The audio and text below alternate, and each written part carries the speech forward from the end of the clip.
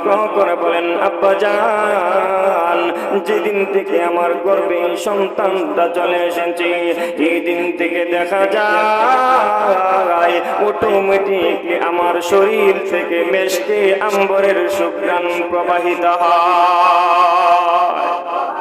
নবীজি দুনিয়াতে পদার্পণ করার পরে কাবা শরীফের মধ্যে 360 মূর্তি রাখা ছিল। সিরাতের কিতাবের মধ্যে উল্লেখ করা হয়েছে এই 360 মূর্তিগুলা রাসূল যেদিন দুনিয়াতে এসেছেন, ওই 360 মূর্তিগুলা ভেঙ্গে খান খান হয়ে গিয়েছিল। আমাদের রাসূল করিম সাল্লাল্লাহু আলাইহি ওয়াসাল্লাম যখন মা আমেনার পেটে পদার্পণ করলেন, মা আমেনা বলেন, সিরাতের কিতাবের মধ্যে উল্লেখ করা হয়েছে, মা আমেনা বলেন, সাধারণত মহিলাদের গর্ভবতী হওয়ার সময় বাচ্চা যখন পেটে প্রবেশ করে সাধারণত যে কষ্ট অনুভব হয়, এমনকি বমি বমি ভাব অনুভব হয়। মা আমেনা বলেন, খোদার কসম, আমার সন্তান মুহাম্মদ যখন আমার পেটে পদার্পণ করেছে আমি বুঝতেও পারি নাই আমার পেটে বাচ্চা আছে কিনা। সুবহানাল্লাহ।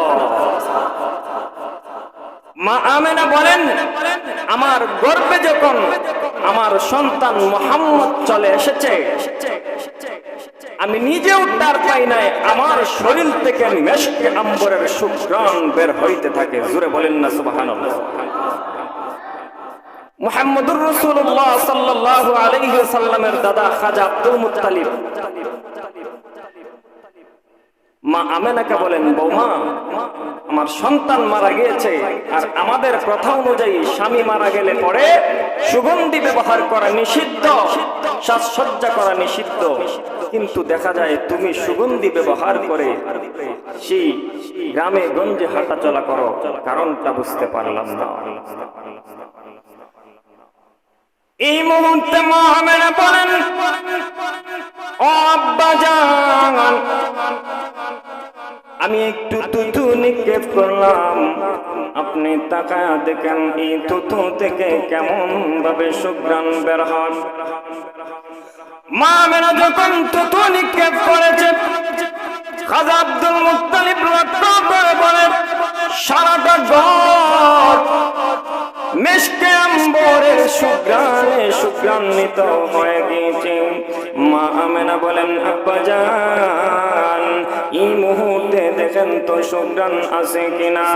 খাজা আব্দুল মুত্তালিব বলেন, না, সারাটা ঘর দেখা যায় মেশকে আম্বরের সুঘ্রাণে সুঘ্রান্বিত হয়ে গিয়েছে, কারণটা কি বুঝতে পারলাম না।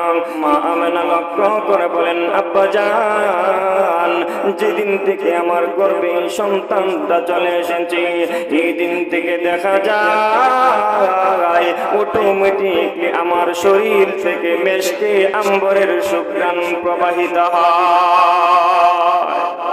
যেদিন থেকে আমার সন্তান মুহাম্মদ আমার গর্ভে প্রবেশ করেছে সেদিন থেকে আমার শরীর থেকে অটোমেটিক সুঘ্রাণ বের হতে থাকে, আমি নিজেও টের পাই না। সুবহানাল্লাহ।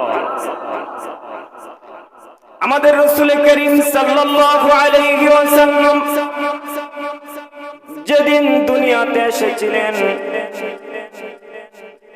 সেই দিন দুনিয়াতে আসার সাথে সাথে কাবা শরীফে যে মূর্তিগুলা রাখা ছিল, নবীজি দুনিয়াতে পদার্পণ করার পরে কাবা শরীফের মধ্যে 360 মূর্তি রাখা ছিল। সিরাতের কিতাবের মধ্যে উল্লেখ করা হয়েছে